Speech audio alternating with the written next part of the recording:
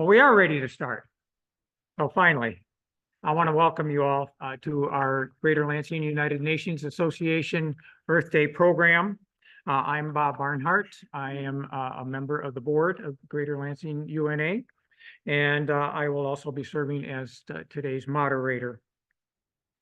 I really appreciate all of you being here. I would like to begin with a land acknowledgement. Our gathering today sits on the ancestral, traditional, and contemporary lands of the Anishinaabe Three Fires Confederacy of Ojibwe, Odawa, and Potawatomi peoples. This land was ceded in the 1819 Treaty of Saginaw. Let us recognize Michigan's 12 federally recognized Native nations, historic Indigenous communities in Michigan, Indigenous individuals and communities who live here now, and those who were forcibly removed from their homelands. In offering this land acknowledgement, we affirm Indigenous sovereignty, history, and experiences. I thought first I just might mention a few housekeeping items for you. We do have Zoom going today, and this program will be recorded. Is that correct? Yes. So the program is also being recorded. I want you to know that. We do have refreshments in the back. So anytime you would like some water, and do we have coffee, Lori, or not? Okay, no coffee. But we do have other refreshments, so help yourself at any time if you need to get up and move around, and we'll have time at the end for you to have refreshments then. And just to mention, out the door that you came in there, when you go out and down the left, just down the hall, you'll see on the right-hand side our restrooms should you need those. I want to thank my co-planners, Tossin Sardar here, and also I thank Tossin for his technical expertise in dealing with the situations that are unexpected, which seem to happen. I also want to thank Terry at Link for his help. He's running to get something. Oh, Terry is back. Okay. Hello, Terry. And I also want to thank Denise Quarles, our president, and Samantha Dillon, our administrative assistant, for their help in promotion of the program. There are others among our group who also helped with things leading up to this. So I want to thank the other members of GLUNA that helped with that. I also am particularly grateful to our panelists, which I will introduce shortly. And I want to thank the University United Methodist Church for allowing us to use their facilities. And especially I want to thank all of you for being here, and those of you online for joining us for today's program. I think you're going to find it very, very interesting.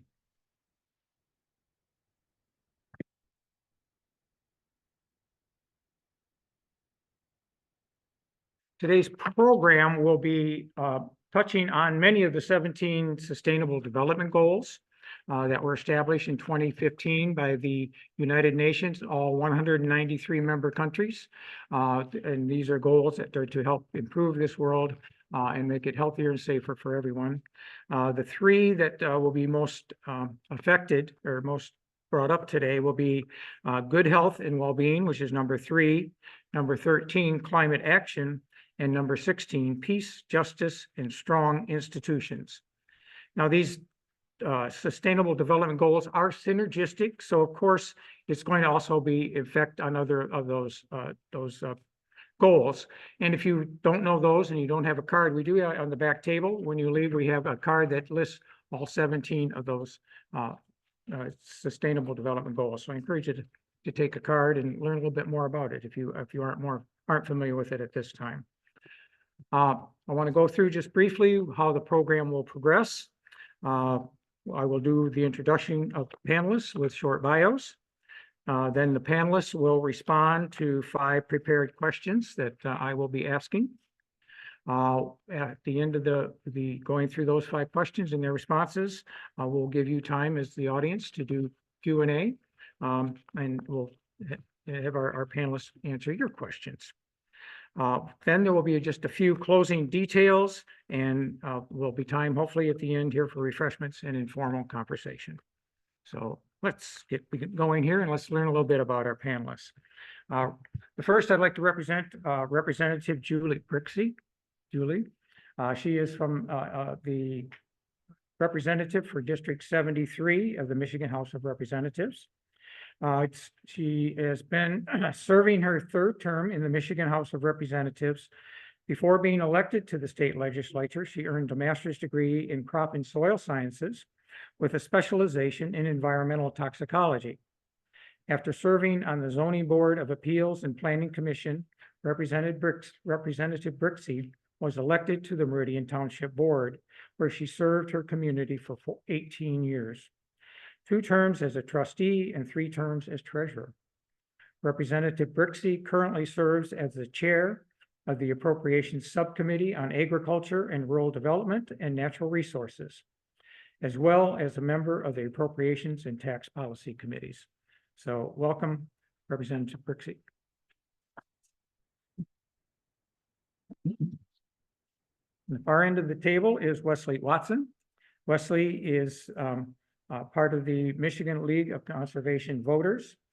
He serves as the West Michigan Regional Coordinator for the MLCV. The MLCV is a nonprofit, nonpartisan, volunteer dependent organization.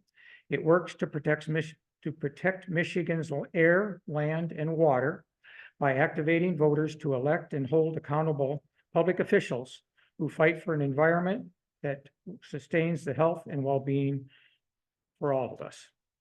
Wesley is a dedicated advocate for social justice with a background in public health education, community organizing, and grassroots activism. He recently served as engagement manager for the West Michigan Sustainable Business Forum, where he focused on involving underrepresented communities in the state's circular economy investments and managing grant projects related to climate action.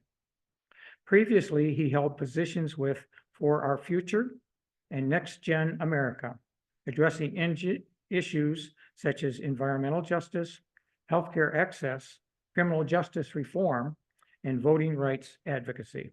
So welcome, Wesley.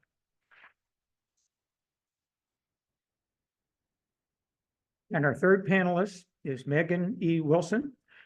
She is an assistant professor at Michigan State University and a Detroit native that has worked tirelessly to provide solutions for institutions in crisis.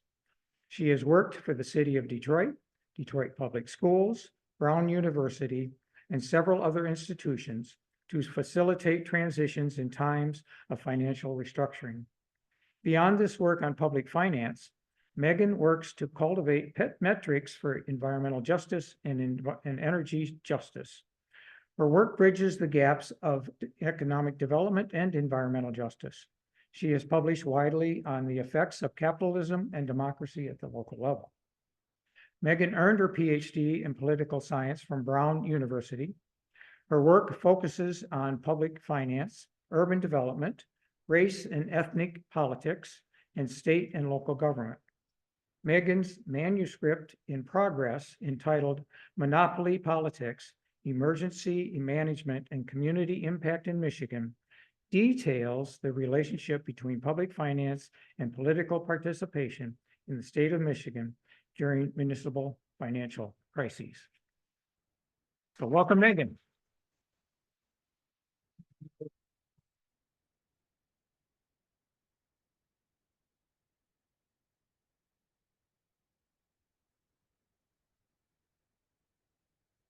I'm going to like to direct the first question to start with Meghan, and then the rest of you can answer if Meghan wants to offer. Our first question is, please define what is meant by environmental justice. Thank you all for listening.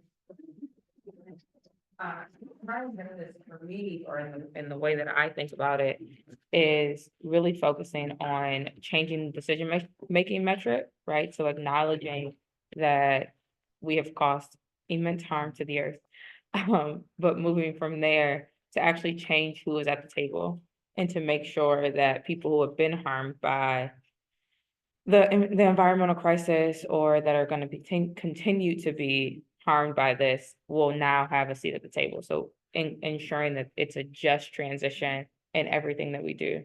I don't know how much time we have for each answer. Okay, Yeah, we have 5 questions, so. will probably- we be able to Yeah, have back and 3. forth on it? And yeah, Okay, so that's a one answer and then, Okay, thank you. mhm. I think, I would agree with your, comments, Dr. Wilson, about environmental justice. And I think as a, policymaker, as an elected official, when I think about environmental justice, I try to, look at the policies that we are enacting or laws that exist that perhaps need to be changed because of the impact they have. And I ask myself questions like, are our policies here in Michigan policies that are just and fair for everyone? And oftentimes the answer is that they are not. And you know, you can think about that in terms of geography and in terms of you know, the location of different types of land uses as Michigan has developed over time. I was astounded when I first became a lawmaker to learn that my colleague's district had 6 hazardous waste sites in his one district. And that was a Detroit district that has some of the poorest people in the state living in it. So, you know, asking ourselves, are the things that we're about to do, who is going to benefit from them, and who is going to be harmed by them, and using that to shape the policy that we make so that we can have a more just state that we're living in. Well, I want to thank all my panelists for all those amazing answers. I think one of the things that come to mind is one of the great abolitions, Stokely Carmichael said that the job of the conscious is to make the unconscious conscious. And when I look at environmental justice is about restoring power to to people that's the most vulnerable, restoring the rights and to the people that haven't had any rights. One of those things where this was last few years been working with a professor at Grand Valley and where I'm at in Grand Rapids. I live in Ada and not too far from Rockford. And one of the things is we have a major PFAS contamination site within the Rockford Belmont area due to 3M and Wolverine worldwide. But large settlement ended up happening from that back in 2022 from that. But it was another PFAS site that was in a predominantly community of color. Those communities did not have environmental lawyers. Those communities did not have the access to hire folks to advocate for those rights and advocate for those people. People lost their lives. People contracted cancer in those communities. They did not receive no type of justice. And so as we talk about what is environmental justice, it's restoring power to the most vulnerable and restoring resources to the most vulnerable and making them feel that they have equity and power despite zip code where they live. thank you. Anybody want to add anything before we move to the next question? All right, well, very good. Well, what I'm hearing is that we're talking about who's at the table, who has been harmed, and who benefits from our laws and regulation. We need to just remind everyone as you answer to speak up. Can you hear me, Lynn? Yeah. Can y'all hear? This room kind of Echo. absorbs Yeah. your wonderful voices, so it's loud, if you don't mind. Yeah. Yeah, thank you. Thank you. So who's been harmed and who benefits from the laws and policies that we have? And that and how and what has been enacted and what should be enacted. And finally, restoring power and powerless to the powerless. I think that's what I was hearing. I'd like to move to the next question then. What do you see as the most serious environmental justice issues we face?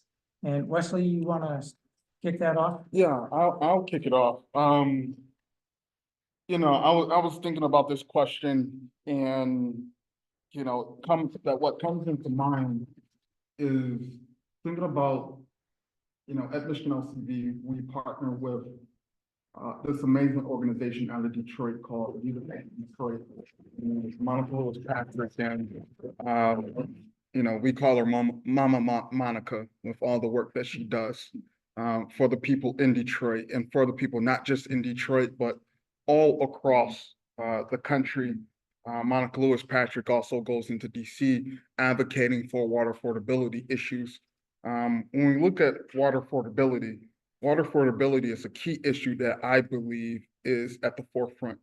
Understanding that in certain communities, particularly in Detroit, you can just be behind on your water bill just $100 and you have the opportunity of losing access to water. If you would, without running water for 73 hours, CPS can come and take your child. And so as we talk about what's one of the most impactful issues or vulnerable issues right now, it's water, having access to water, having access to affordable water. We live in the state that makes up 80% of America's fresh water. Why do people do not have access to water in Michigan? Why is water being shut off in homes in Ben Harbor? Why is water being shut off in homes in Flint, in Muskegon Heights, in Kalamazoo? In March, a study came out, the MLive came out with a report said 3,000 families, water could be shut off in the city of Kalamazoo. We're talking about a basic human right issue here. We're not talking about a very complex issue, a basic human rights issue. And so I think that's one of the issues. And then as we talk about the public health concerns, we just need water. like we need water to live. Let's think about families that are individuals that's, have medical reasons. When you talk about families that's either going through dialysis, talking about why water is important to them and not having access to water means. And then as we talk about contaminated water, as we talk about PFAS in our well water, as we talk about PFAS in our drinking water. I live in Grand Rapids. North Kent County is the epicenter of PFAS in America.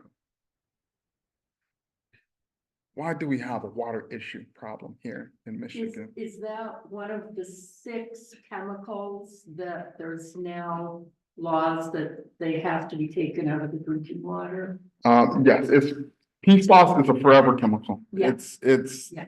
it's the scientific name. I don't want to, this is a Okay. very scientific name. I don't want to say the name. But That's it's a one of the forever ones that the chemical. legislature has now said. One of the things, once the Democrats got control of the legislature, we strengthened the standards of PFAS. Now, the thing is, it is a legal amount of PFAS of folks can consume. PFAS is within fresh produce to preserve it. Mhm. PFAS is within clothing, as we talk about water, repellents. PFAS is within air fryers. PFAS is within eye contacts. PFAS is in a lot of things, but particularly as we talk about PFAS in our drinking water, again, why are we having these water issues? Now, the legislature have done an amazing job repealing no stricter than federal laws once the Democrats got control of the majority. And we saw the impacts of what that had on the EPA with the ruling that came out a few weeks ago. And Wesley, I need to give a. oh, I'm sorry. I could go on. I can go on and on. I'm sorry. That's okay. I'm sorry. Can I just Yeah, do a Meghan, yeah, I'd like to- I just want to do a 2-finger. So PFAS is a set of chemicals, not just Right, one, it's a right. set of chemicals. So they did regulate 6 of those, Yes. but there are still so many more that that require regulation.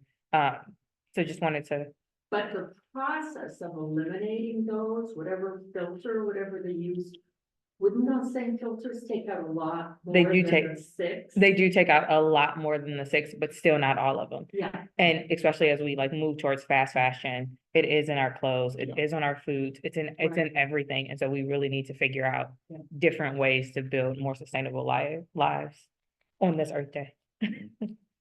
So go ahead, you want to answer the question? Yeah, I think I would agree that the most serious environmental justice issue is water, and not just from a Michigan perspective, but also from a global perspective. If we look at the impacts of climate change on the world, it is another area where marginalized people are going to be really dramatically impacted by climate change and the lack of access to water.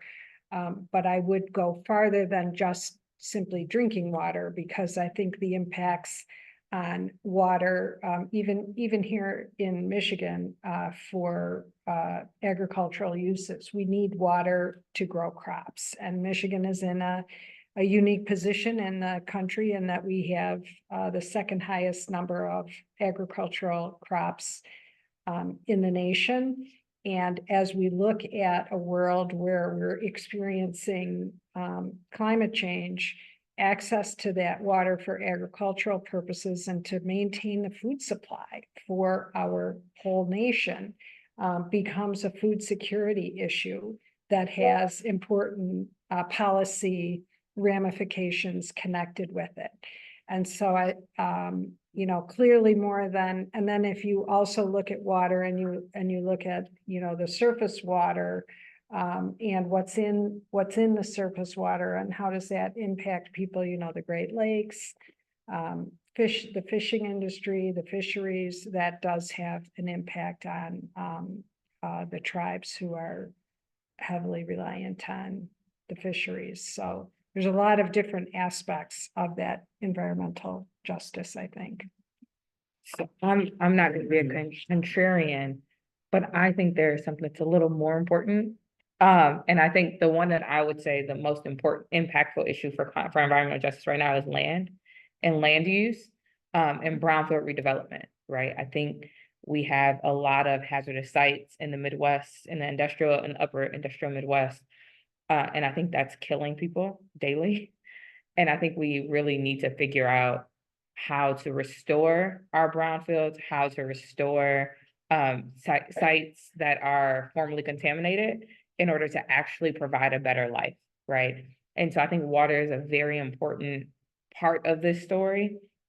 But I think we have so much brownfield redevelopment. We have so many parcels of land in the state of Michigan that have been contaminated by our industry, that are still being contaminated by uncapped oil tanks, yeah, like like oil barrels that are just untapped and could tap our groundwater, right? And I think that's a thing that we really need to figure out. We have asbestos in a lot of our land. We have lead that's being dumped on our land.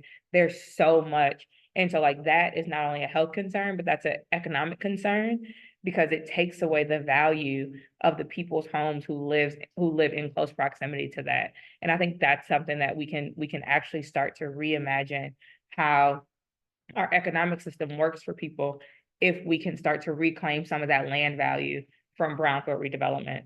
And I think asbestos is just it's a murderer. It's a murderer. And on some of these spots, on some of these like brownfield sites, they just have asbestos just sitting on them. And so people who live in close proximity, when the wind blows too hard, they are getting exposed to it. And one summer with exposed asbestos could cause you to die, right? Like I work at MSU and we have asbestos in our ceiling and they say, just don't poke the ceiling. right? Like, that's what they're telling faculty. They're like, if you don't poke it, it doesn't bother you. And it's like what people have to like breathe this in every day when they live so close to these contaminated sites. And we joke about it, like this today, literally, there's like blue tape on the ceiling. And I told them, I was like, hey, what's going on? They're like, oh, well, we're gonna try to replace it at some point this summer. And I was like, so you're gonna expose all of this asbestos in the air? I'm not coming back to campus for a while. Because one summer can cause you to get cancer, right? And we have people living right next to it, right? Because of the legacies of racism, because of the legacies of like how zoning was done, how these cities were built. Black and brown people are extremely exposed to these kind of contaminants.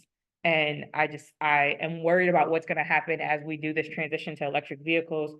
And we have all of these abandoned gas stations that are brownfields. We have all of these dry cleaners that are going to turn into brownfields because of the contaminants that we put in that soil, as we switch from these abandoned companies that can no longer be sustained because they're suppliers to GM and they can't sell off, or there are just a lot of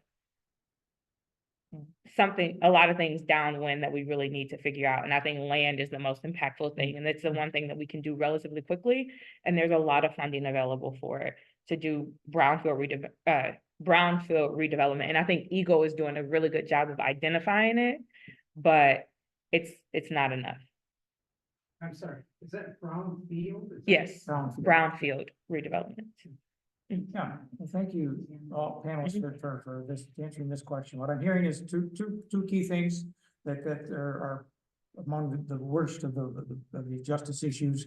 One is around water, affordability and access to it, pollution in the water, and the need for irrigation water for agriculture. And then I'm also hearing that land and land use is a great concern. Brownfields and the problems that exist with those, and some of the contamination of those can be deadly. So those are two big issues that we are looking at. I'd like to move on to the third question here, and I'll ask Meghan to respond to this first. Those who are most severely impacted by climate change, as you all have stated, are most often those with the fewest resources to recover or adapt.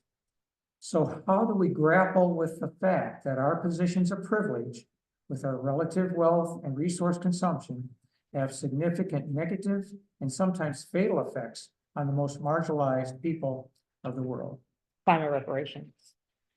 We need to have climate reparations. We need to pay for the harm that we're doing. And carbon offsets aren't enough, right? Like planting trees, I do plant a lot of trees, but planting trees for a carbon offset isn't enough. If you look at like our travel, we need to start to redistribute the wealth. And we need to be very intentional about how we consume and how we continue to consume. And, I love Amazon. I love Amazon. There's no reason I need that book that I'm not going to read for the next 6 months the same day, right? There's no reason that I can't go to the library and get it. MSU has a huge library. It's public access. Why can't I use that instead of having to buy it, right? Like, we're so used to consuming. I think our privilege means that we need to stop. We need to stop harming the earth. I also pushed back on you 2 seconds, or like at the beginning of this conversation, about ground cover, because my HOA says I can't have ground cover. I can't put clover on my grass. And it's like, well, I mean, I can fight that. Like, I fought for a tree. I could fight for ground cover. I think we need to start to consume differently. We need to start to acknowledge that we have deep, deep privilege to be able to even make some changes, right? Like, everyone can't do that. Everybody doesn't have the kind of access that we have to be able to move differently, to be able to engage differently. And I think we need to be intentional about how we consume, about who we consume with, like who are the kind of people that we're working with. If your CEO is still flying private and you say that you care about the climate, like your behavior has to start to align with your beliefs. And I think we need to start to have some intentionality around that. Wonderful, thank you. Julie, you wanna- Sure. I think that, you know, how you asked, how do we grapple with the idea that our privilege is hurting other people, and that's a lot to kind of have weighing on your shoulders. And, you know, I just went out last week and I bought this cute dress to wear here. I didn't really need another dress. It is cute. But it is cute, it's linen. I'm like, okay, I'm gonna get this, I'm gonna buy this. And those consumption practices, really do have far-reaching impacts. And then when we look at other consumption practices, so let's talk about what we eat and how we eat. Food waste is an enormous contributor to global warming in our country because it's producing gas. We throw so much food out, it's obscene, right? About 1/3 of what's We throw out produced. so much food.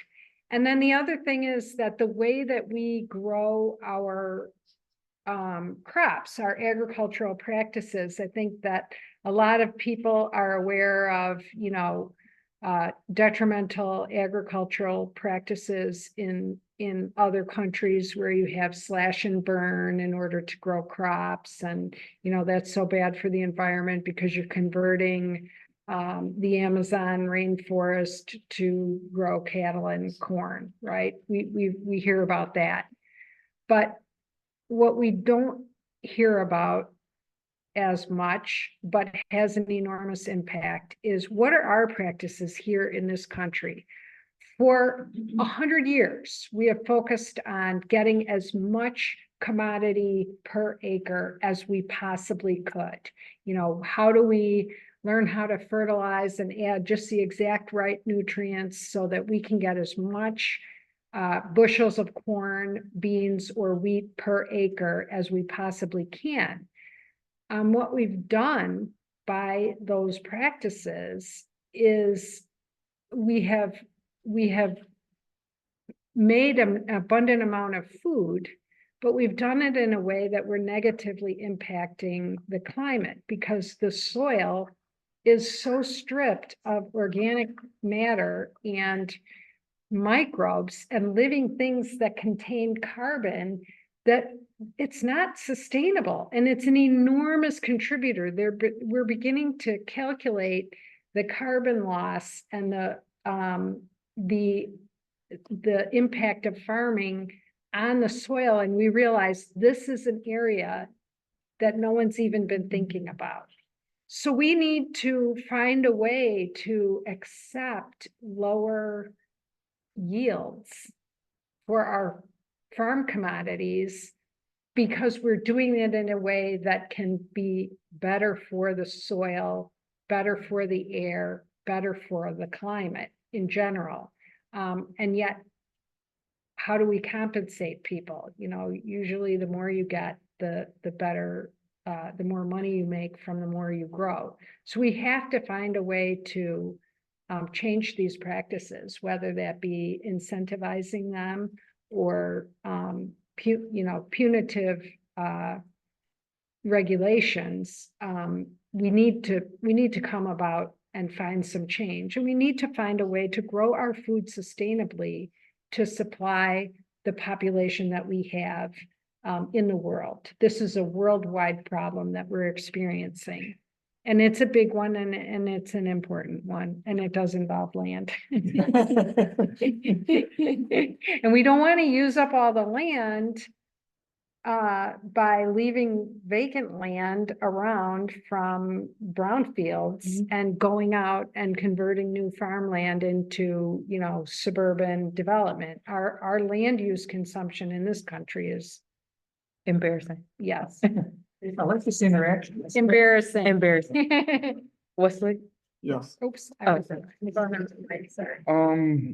I will say, you know, just speaking from Michigan LCV, this is something that, you know, we have been very intentional of really building out our partnerships program and really partnering with frontline community organizations and being intentional about it. Understanding that we are a historical white-led organization and being intentional when we have grant opportunities and funding that we're partnering with a BIPOC or frontline community organization on those grant projects and making sure that within those grant projects, we're granting out to BIPOC groups. And so we have a partnerships program, and within our partnerships program, I will say 95% of our regranting we are regranting out to BIPOC organizations. What are those? Black, Indigenous, or people of color organizations. And so within that, we have an organization, we have a water table, and we have this thing called a kitchen cabinet. So it's basically a statewide statewide basically hub of all of our partners, and we're able to basically partner with them, and we're able to work on projects together. Then we also understand being intentional of reaching out to young people, being intentional of providing opportunities for youth of color throughout the whole state through our program called All Water Activists. One of the things I will say, something that you all could do is also being intentional when it comes to different projects that you all have going on. Eagle, I don't know if they still have this program, but Eagle had a program or initiative to kind of help get faith-based organizations to revitalize their churches or their buildings. And so partnering with other faith-based organizations of color to help out within that. One of the organizations in West Michigan was able to get solar panels, to get a grant from Eagle to get solar panels on their church through that grant. So being intentional on who you work with and being intentional of who you're partnering with. And that's how you can really have a direct impact. Intentionality matters, and who you work with and who you partner with matters. And then also from a local level, applying pressure on local elected officials, local city council members, or county commissioners to partner and have opportunities and take advantage of Justice 40 grant opportunities that helps out frontline communities. Justice 40 is an initiative that was proposed by President Biden that's commit towards 40% of resources and the 40% of benefits when it comes to frontline communities from the federal level going into those communities. So basically, you think of every single federal agency have some type of Justice 40 initiative within every single federal department. So it's grant opportunities through every single federal department at the federal level, and also with the Michigan Healthy Climate Plan, our governor have also implemented a Justice 40 initiative as well, basically meaning that when it comes to doing projects, when it comes to infrastructure improvements, when it comes to environmental improvements, that 40% of those of benefits going into frontline communities and the most vulnerable communities and disadvantaged communities. Thank you. Thank you all. I think it's a really good thing to think about here. I'm hearing you say, I think one thing that we need to really think about seriously, reparations, and that we do have a really jaded division of wealth in this country, and we need to make a difference. We need to find a way to redistribute and make sure that all have enough. I would hear you talking about agricultural practices, that we need to be more environmentally friendly with those. I hear we talking about being more intentional about our consumption practices, partnering with frontline organizations that are run by lower income people, and working with them. That there is a program of Justice 40, where 40% of resources and benefits can be driven through low income communities. So those are really some really good ideas I hear you sharing. I'm gonna move on to our next question and, I have a question. yeah, No, Sorry. I wanted to say that in our community, there is a strong ongoing project for reparations. yes. We have the Justice League of Greater Lansing, Great Lansing. Yep. and that, as someone else mentioned, communities of faith working together. And those are the core people that are working on the reparations project. And they made their first grants this, just recently. Great, thank you. Yes. Glad you brought that up. Okay, first question, I'm gonna ask Julie to respond first, if you will. How do we make an impact on our political leaders to respond to the challenges of environmental change in a just way, both domestically and globally, if you can, as well? Sure, I think that, the easiest thing to do, and the anonymous thing to do is simply to vote, and to vote for people who represent the values that you want to see carried out in the environmental justice arena. I think that if you want to do more than just vote, you can engage, like this event here, where people are letting me know, I see so many of my constituents here, and I know that the environment and environmental justice are important for my constituents. And when bill packages come in that people have that get supported by the folks at League of Conservation Voters or Mothering Justice or ACLU, I know that those are organizations and stakeholders that I care about, and I'm going to want to seek their endorsement, the organization's endorsement, and also support bills and policies that they care about. So I think engaging, becoming engaged at all levels is really important, because some of these policy changes are really big, heavy lifts, and they need a lot of people supporting them in order to get them across the finish line. Thank you, Julie. Thank you. And then, Wesley, you'd like to? Yes, give it? I'll add to it. Getting active and involved. I will say since earlier this year, we have been hosting regular phone banks, text banks, phone banks every Wednesday around supporting the water affordability package. That's something that we care deeply about, this legislation package. And so we've been recruiting volunteers all across the state, even volunteers out of the state, to make phone calls into legislators' offices about support for this water affordability package.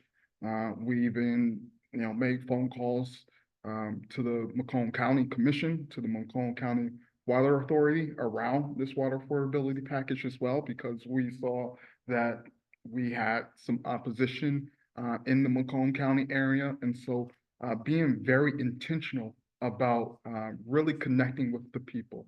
I think base building and connecting with the people on the issues that matter towards them, and then getting them active and involved and making sure that they're turning out the power and turning that power into resources, because that's something that at LCVU that we do so well. We turn power into resources.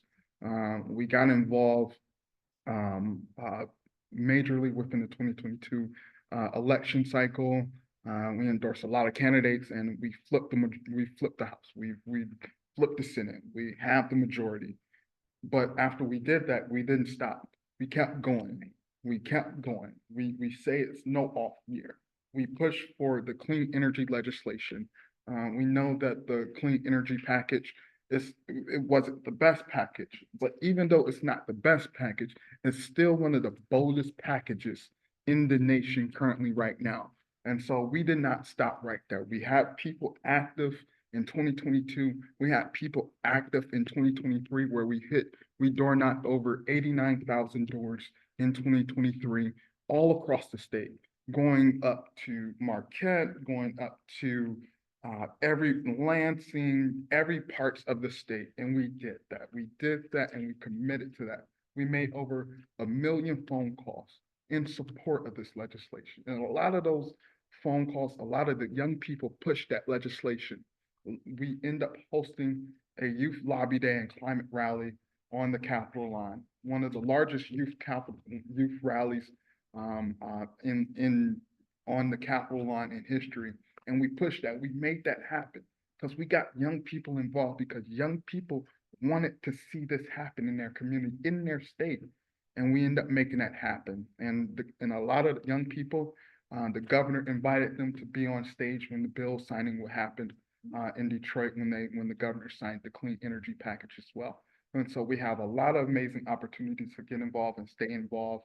And so we're going to need you all help to making sure that we keep this majority and making sure that we keep going forward and making sure that we get the policies that change Michigan, that get the policies that making sure that we have a just future in Michigan.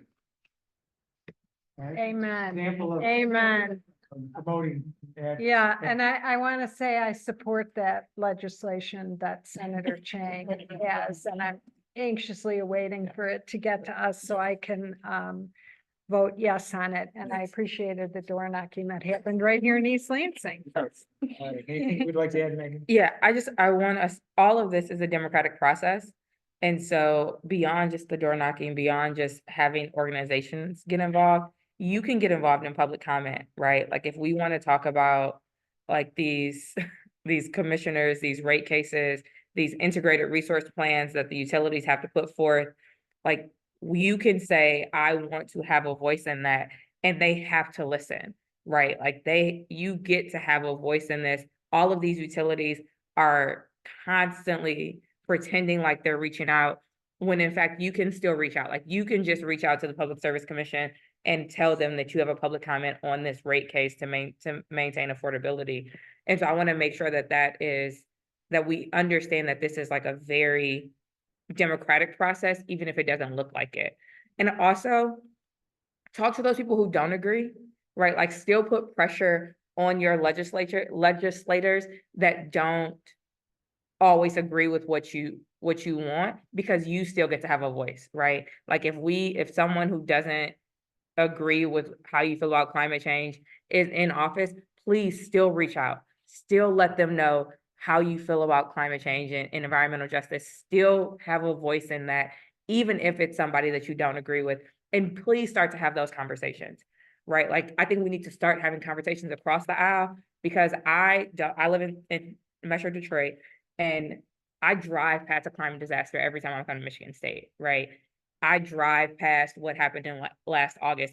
I was on campus when this tornado warning happened last week, right? Like we're in the midst of something that we don't know what the implications will be. And I want my legislators to know, I want my governor to know, I want my folks in the House to know exactly what is happening. And I need them to understand that this is a long-term thing. And I need everybody to be involved, even if we don't agree on like the solution.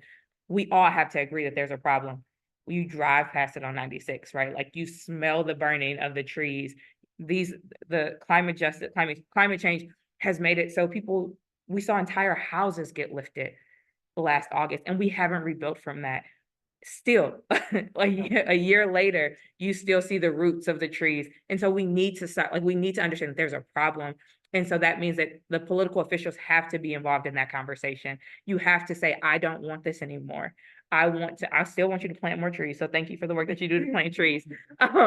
But we need to plant trees that aren't going to fall, that are like that aren't going to get ripped up by a tornado, right? Like there's some things that we just have to figure out, and we have to acknowledge that there are problems. So we need to start having some of these conversations. Thank you. So a lot of good ideas. I hear we're talking, what key one I think is voting. Vote for legislators that share your environmental values. Engage with your political leaders. Tell them what you want and what you need. Work through environmental organizations that advocate for your needs. Phone banks to legislators. Call on key bills. I hear you talking about that this is really the democratic process, that we have a voice, that we do have a voice and that we can talk to our public service commission, we can talk to our legislators, let them know what we need and what we want. Great ideas. Thank you. And a final question, and I'll ask Meghan, or Wesley, I'm sorry, Wesley, if you'll lead off on this one. Why is it important to be engaged politically right now? Why now? I think why now, something of what Megan mentioned is that I got my consumer's bill last week. I see all the extra fees and other things that was added to that bill.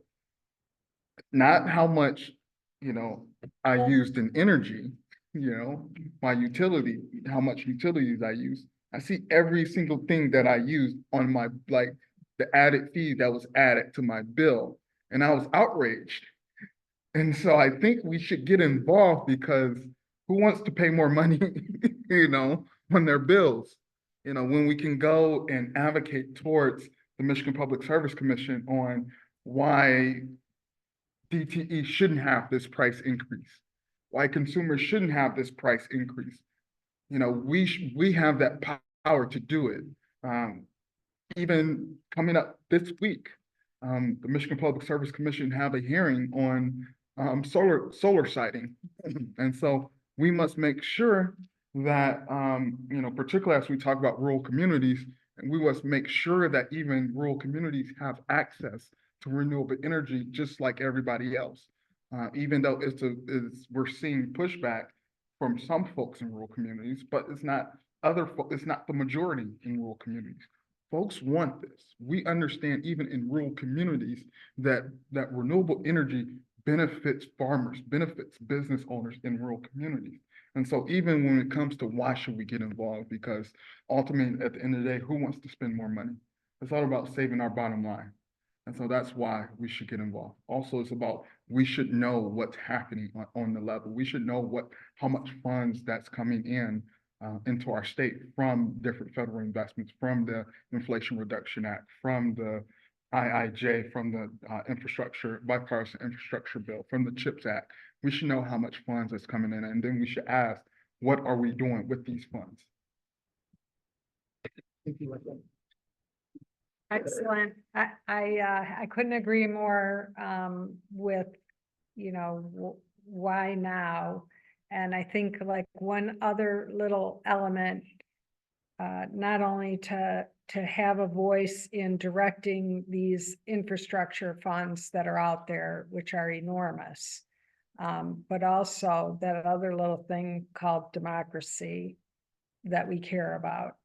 That's something that's at risk. And if that way of our governing is gone, then we have even less of a voice than we do now. So that, the threat to democracy is real and shouldn't be underestimated in its importance in the role of being able to positively impact climate change.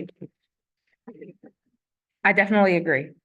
I feel like I'm a contrarian, but the people on the earth are dying. Like, we are in the middle of a climate disaster. So we need to act now because we don't have that much time. The earth will be fine. She has been here for a long time and has been through so much. We are not. And so people are dying if we don't act now. And we need to actually start to make real changes towards a just climate, towards like real climate justice, because yes, I want democracy. I definitely do. I don't want to live in an authoritarian world.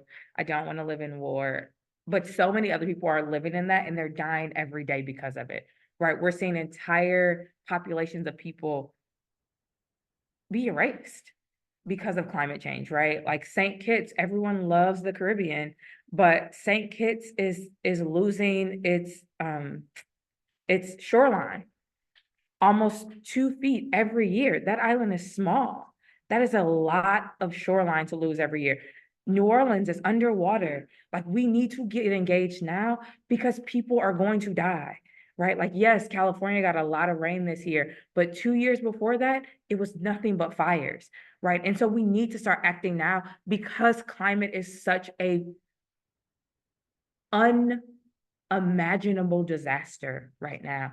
And we have no sense of how to survive, right? Like I know a lot of people in Michigan like to snowbird in Arizona. You cannot survive Arizona in the summer without an air conditioner. Do you know how much energy that is pulling from our grid that cannot sustain it, right? Like I love an air conditioner, do love it. But I look at my consumers bill and my DTE bill, and I'm like, wait, energy is 18 cents per kilowatt hour. Okay, cool. Great. Love that. I have an electric car that needs 18 kilowatt hours just to charge from driving here. Okay. All right. So like we like there's a moment of right now that we have to start acting or we won't be able to like your grandchildren's children will not be able to live in this world the way that you lived in it, right? Like we love grass, but trees are dying every day because we have all these invasive species in here that are just, we're not planting in a way that is going to conserve our earth. And so the reason that we need to act now is because we don't have any more time. And I'm not being like catastrophizing it, but like we don't have a lot of time. Like we've already we messed up in 2000 and we're trying to still make up for it. Preach. I agree with you, Megan. I won't dispute that. Anyway, I do hear some good reasons why we need to act now. Right at the home front, we have utility bills that are going up, that we need to have those resources provided to us at a fair and affordable price. We need to add our voice that we are facing a risk of losing our democracy if we don't act now. So we need to do that. And I hear her saying that we are facing an existential threat of climate change, and that with flooding and the droughts and so many other things, and that it is our lives depend on our acting. And so we've got to act now. So I appreciate those wonderful answers that we heard from all of you. Now, are there any other questions? I thank the panel for responding to my questions. But how about all of you? Other questions? Ron, since you're right in front of me here. Question, I want to ask this question. So many of the issues that we're dealing with in this country have been so politicized that it appears that you're either liberal or conservative, to use very simple terms. But yet, what you're talking about affects everybody. And I think ultimately it's like gun control. Ultimately, it's not going to work until everybody realizes, or at least the majority realize, that something has to be done. And whether you're conservative or liberal or somewhere in between, you share something with other people. You people are on this every day. You're on the front lines of stuff. A lot of us are maybe occasionally work with this stuff, but what's your opinion? Are we able to reach across? Are we able to make people understand that? In your own experience? I believe so. I think, I will say that, being in West Michigan, being in Kent County, previously I was talking to somebody about this, last week. You had certain issues that you worked on, with Republican colleagues. I always go back to like Representative Tommy Brand. Representative Tommy Brand was always a great individual and colleague to work on an issue that we can just find, like cut through the BS, and we can find something that we can work and find common ground on. Senator Huizenga is something that when it comes to PFAS, that we're able to find common ground on. Senator Huizenga and Leader Brinks have been, they work together on finding common ground because, again, PFAS has no party affiliation. Right. It's gonna kill everybody. It's gonna, it affects everybody. I go out and when I door knock, when I canvass, I've talked to Democrats, Republicans, independents who have contracted cancer from PFAS, thyroid cancer. And so these issues matter towards them. Yeah. I go out, in other communities, and, when it comes to access to green spaces, access to land, You know, it's not just a Democrat or Republican thing. These are the things that matter towards them. And so sometimes it's about building those relationships and base building, not getting caught up in some of the hoopla, whatever, what's going on TV. Because at the end of the day, you know, I just keep it about, it's about the bottom line. And so, you know, particularly when it comes to, you know, your utility bills and everything like that, who doesn't want lower utility bills unless you're a consumers or DTE executive? But it's about the bottom line. It's about how can we all work together in our community to making sure that we're helping each other out. So you think we can do that? I mean, our Most definitely. success. Most definitely. I think so too. And I think that, you know, especially in Michigan, we have a really rich environmental history. You know, look at what we called Milliken Republicans, who are probably mostly Democrats now. But people in our state, they care about the environment. And farmers and people living in rural communities, they know that the weather is changing and that their crops are responding differently to the weather than they did 30 years ago or 20 years ago. And so it's incumbent upon people like me to find a way to have those important conversations and get those agreements across the aisle. It's very hard to do it when you have a 1-seat difference in power, right? In the House, there's a 1-seat majority. Yeah. And it is very challenging because there's a lot of politicking that goes on around it. But I think, you know, our very survival as a species is dependent on it. And I do believe that we will get there. As an anthropologist, that's interesting, that you've realized that it's a species issue. The humanity of it all. Did you want to add anything? I think they got it. I think- Yeah, I think they got it. Good. In the back row? Yes.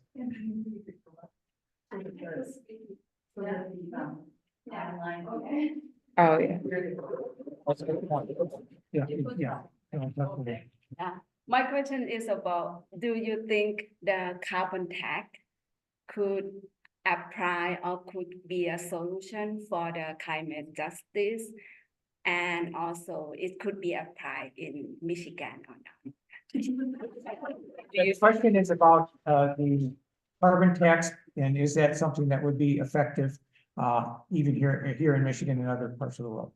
And Megan, I think you mentioned that, didn't you? I didn't mention a climate tax here, but I definitely think that a climate tax, if applied, if the money is spent and allocated in a certain way, for sure. I think that, yes, you can have a climate tax, but then what are you doing when you get that money? Are we sending it into a war, right? Like, how are we going to spend that money once we get it?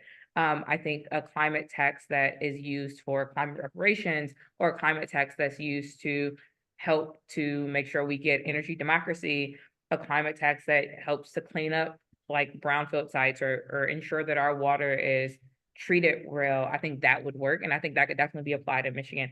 We do have a lot of fresh water, but we have a lot of contaminated fresh water too, right? Like, we are allowing these large industries to dump freely into a lot of these spaces, into a lot of our waterways. And I mean, yes, we do, like, I'm just thinking about Detroit, like BP has a huge refinery right off of the water where we don't know what they do with their wastewater, right? Like, we don't know what's in there.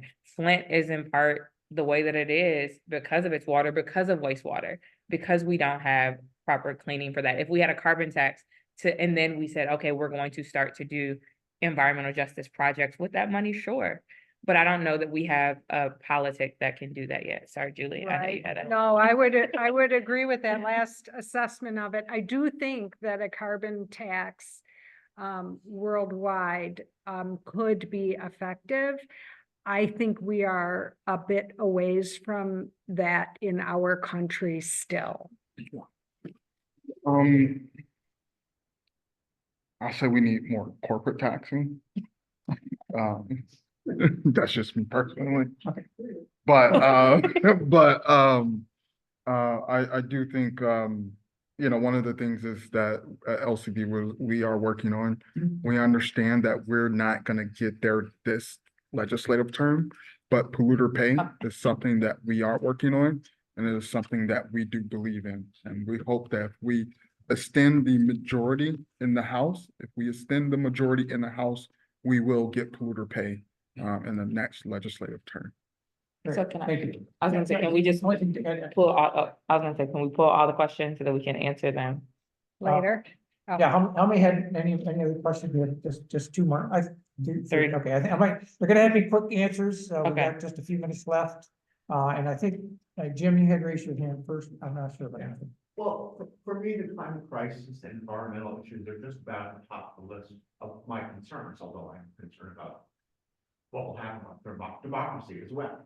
But, and there has been obviously a vast difference between the presidential candidates, their views on the climate crisis. You have one who says climate crisis is a hoax, and the other one has pushed through fairly substantial legislation. But you also have at this time, polls are showing in the state that it's very, very close. And with the Hamas Israeli war going on, there certainly are indications that there will be a lot of younger people and maybe Arab American people who will either stay home because they're opposed to the policy, the Biden administration policies in Gaza. So either they'll stay home or they'll vote for a third party candidate. And this might result in Donald Trump being reelected. So my concern is, you know, well, how concerned are you about this, and what do you feel we should do? You got I'm it. gonna start, I'll And take we are this one. non-sectarian. I'll take this one, and you know, and I'll go back to what I said in the beginning. If you care about an issue, the most important thing that you can do about that issue is to vote. And so if you care about that issue and you are concerned about that, get involved. Go across the street and help register the students to vote, and ask the people when you go to your restaurant or you go to the grocery store and you care about issues about climate, ask them if they care. And if you care about taxation, if you care about fair taxation and fair wages, ask people if they're happy about how much money they're making. And if they want change, then they should vote, you know, because that's how we get it, this is a representative democracy. And we have the ability to get the things that we want if enough people come forward. Yeah, I will say, one of the things that at LCV we're really pushing is, we must keep control of the House here in Michigan. That's the key here in Michigan. That is our message. If we want to get the things done, we need to keep control of the House. And also, I understand that these young people, they're gonna come out and vote. We look at the uncommitted vote. They didn't vote. They just didn't vote. They vote, yeah, they voted. They voted. They managed to figure out how to vote uncommitted. And so that means that's an engaged voter. In the original uncommitted vote, the target was 10,000 votes. 101,000 folks voted uncommitted. So they did not vote. They voted, and they let their voices heard. And so one of the things that we're working with at LCV is we're working with the Secretary of State to host mock elections for high school seniors all across the state. We have Secretary of State has this program called the Voter Council Program. Yeah, thanks. And No. you had a question? Yeah, two quick questions for Megan. First of all, the panel and the moderator, I am not as optimistic as you, but the question is, how much money is there for these brownfield reclamations or developments? And Mayor Duggins just recently said he was going to put solar into poor neighborhoods. Is that reparations? No, so one, there is about $1.3 billion for brownfield redevelopment. A lot of it went to the downtown central corridor. So 800 million went to like the downtown central corridor and not to clean up the Packard plant, right? So like there's a ton of money, billions of dollars to do this kind of stuff. And that's just like 1 year of funding. And so there's a lot of money. They got a lot of money from ARPA to do some of this brownfield redevelopment. That's one thing. But reparations or climate reparations would be actual money to people who have been harmed by that, right? Like we're thinking about people dying. A way to get around that is people have to pay health bills for that. And so like paying them to pay for the health bills that they have incurred because of, you know, our climate disaster that's something that we need to start thinking about. We need to start thinking about like people have to pay or the money that they lost because they live next to an abandoned rail site or an abandoned plant. Like there are people who actually live next door to Packard, to the abandoned Packard plant. There are people who live next door to that. They are going to, the life expectancy for those folks are about 62 years old. We're 3 miles away in Grosse Pointe, it's 87, right? Like people are dying early because of this. How do we pay for that? People who work for GM, who are tirelessly working, you know, 16, 17-hour days are going to die earlier because they have exposure to all of these things for the cars that we drive. I'm not just GM, for all of the car companies. We actually, like, there's something that we need to do for that. Like we have freeways running through communities. Like reparations would look like paying those people who have to live near places that have 18-wheelers. I have never seen an 18-wheeler drive anywhere near my neighborhood, but I live in a certain kind of neighborhood that's not a thing. If you go to certain Black and brown communities, they have 18-wheelers running down their street every single day to deliver the cars that we need, right? Like we need to actually provide money to them. I know we're running out of time, so I'm gonna be quiet. And Judy, you have the last question. There's a hand up, Oh, there's so- a hand up on Zoom. Okay. Go ahead, Judy, and then we'll go to Zoom. Thank you for catching it. AARP Saving the Planet Group, which is looking at climate change. And our focus has been on what can people do in their everyday lives to decrease greenhouse gas emissions, the CO2, the methane, the ozone, the PFAS, if I said that right. And I'm just going to mention 2 or 3 highlights. One is decrease the amount of beef in your diet. Cows belch up methane. Methane is 28 times as strong a greenhouse gas as CO2. In your daily life, that is one of the things you can do, cut way down on beef. And of course, there's other health reasons to do that too. Transportation, flying, even though there's lots of people in the plane, causes more greenhouse gas emissions than other forms of transportation. And, you know, as much as you can, use public transportation, walking, bicycling, or electric vehicles, things that do not, you know, use fossil fuels. Renewable energy, we have to push for those things. That's And, That's we give a three. handout. Lots That's of your 3. But those are all great. Those are all great suggestions. And I agree. I'm glad you brought that up. Thank you. So we're gonna take Okay, One more Dave. online. Dave Wiley, do you wanna give us your question? Let me turn this. We have volume. Hold on. Unmute yourself, Dave. Okay, the volume's up. As a thank you from those of us online to those of us on the panel for a very interesting discussion.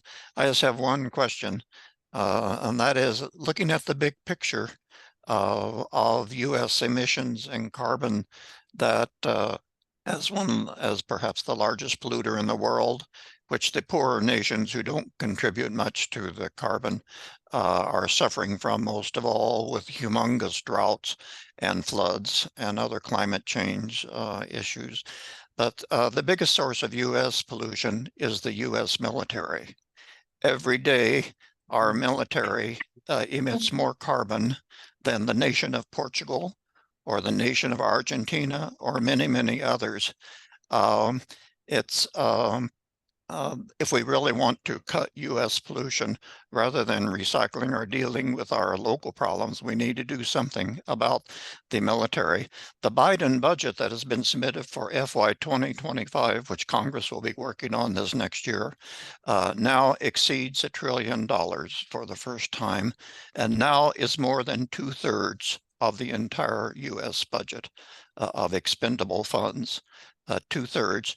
And it only keeps going up every year after year, and the carbon emitted, the amount of oil used and petroleum that needs to be pumped out to support it, increases every year, every month, every day. So in the face of that, what do we do? To those of you on the panel, what are the steps that we take to address that biggest source of pollution from the United States of America? That's such a big Um, question. I will talk a little bit about this. Yeah. This is something that, another organization I'm a part of called Grand Rapids Community Collaboration on Climate Change. One of our community ambassadors is doing esports competitions and talking about climate change and reducing carbon footprint. And so one of the things is he partnered with Call of Duty, and he also partnered with the U.S. Army Reserve. And he literally had the same speech and message of you, went to the Grand Rapids State Army Reserve Station and said hey, our U.S. military is the #1 polluter. Can I come in here and do an esports competition and talk about renewable energy and how the federal government how the U.S. military can reduce their carbon footprint? And they let him come in and do a esports competition. We opened it up to the community, and we had young people in the city of Grand Rapids come in and talk about that exact topic and that exact issue. And we also provided a space where other environmentalists was able to meet with the U.S. Army Reserve, and they were able to talk about ways where they can kind of reduce the carbon footprint. Now, the Army Reserve just kind of nodded their head and just really didn't take us seriously or not, but they did allow us that space where community and the communities of color, because majority of the folks were of color, to come in and talked about what releasing this carbon footprint means within communities of color and also within countries of color as well. So I think, really going to our federal elected officials and advocating on these issues, particularly around these budget times and budget bills. I know you got it. I just have one thing. Go ahead. Okay. War is awful. We should not do it. We really need to stop it, getting involved in other people's business. And I think as a large emitter of carbon, we really need to just stop. And I think that we need to hold our government accountable, because a lot of it is just wasteful. It's not even in defense of anything. A lot of it is, we just have this long-term contract with Boeing, so we have to do, we need to stop spending unnecessary money to buy tanks that we're not using. We are a drone attacking country. We do not have tanks we don't use tanks in the same way. Stop making them, right? Stop trying to subsidize these corporations to do this kind of work. And so I think we really need to have some different conversations around how we're what our cost of war is, how we're moving in this space. And we really need to figure out a way to build a new world that isn't so war torn and war driven. I don't know how to get there. I do think that we need to stop spending unnecessary money. At least I think almost $60 billion of that goes towards tanks that we will never use. So sorry. Okay. I know Bob is telling us we got to stop. That's one good point. And there are many weapons of that sort that we spend more on than we need to. Absolutely. Well, I think our panelists have done a wonderful job.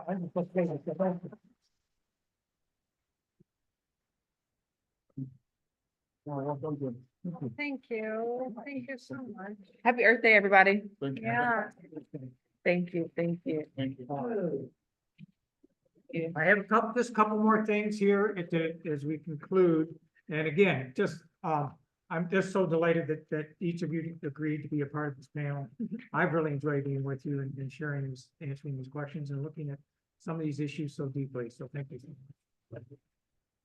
We do have an advocacy action we suggest, and actually there's information on the table. Those of you who have used QR codes, you can just snap a picture of the QR code and take the action, or I had made a few extra copies if you want to take the sheet with you. The action is to urge Congress, at the federal level, to meet the U.S. commitment to our Green Climate Fund. This is a fund that was set up by the UN to help all the poorer countries in the world to deal with their issues that they're facing because of climate change.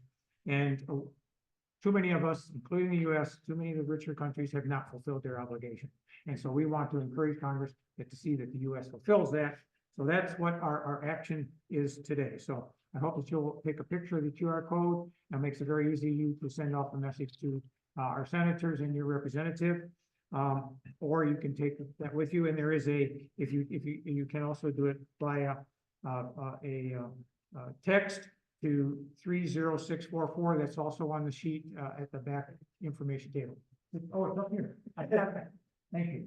So it's right there. You can take a picture of the QR code right now if you want, and or call my text 30644.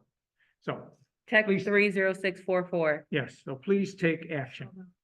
I'd like to invite up our president of GLUNA, Denise Quarles, and have her just say a couple of words for you, and those of you who are not GLUNA members. I want to go with what Bob has already said, and that is to thank you very much, panel, for sharing your expertise with us and your knowledge. Thank you very much. And we're very pleased that all of you were able to join us this evening, and we invite you to sign up to be on our email list.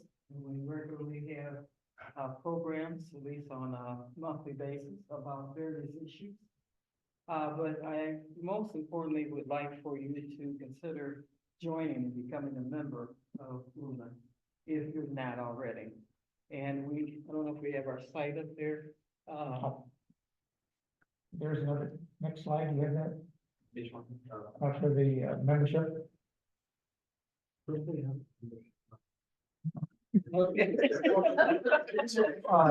All right.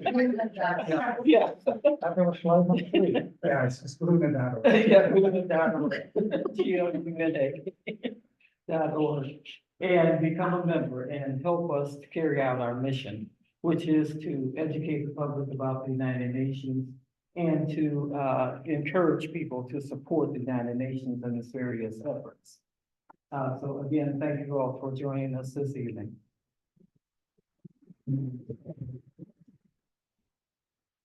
Thank you very much, Denise. And thank you all for being here. We have a lot of refreshments, so I hope you'll stay and enjoy the refreshments and some casual conversation.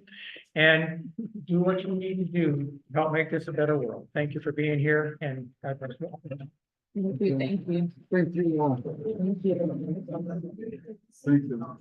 Based on the last question, a week from tonight at 7 o'clock, William Hartung, one of the foremost defense industry analysts, will be giving a talk exactly on the topic of the last one. Oh, It's on Zoom. You can find it at the peaceedcenter.org. And hope to see you next week. Thank you. Thank you. Thank you.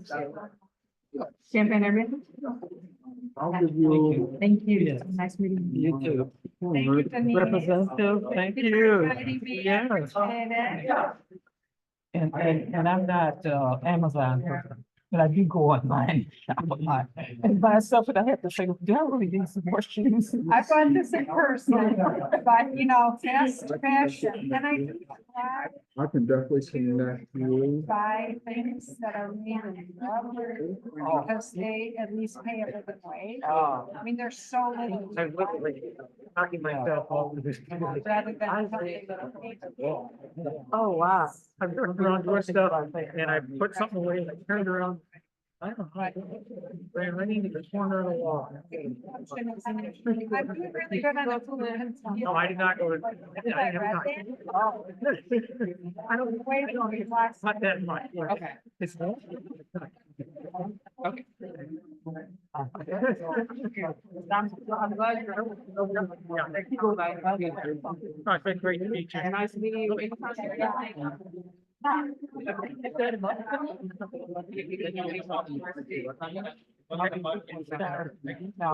I'm gonna.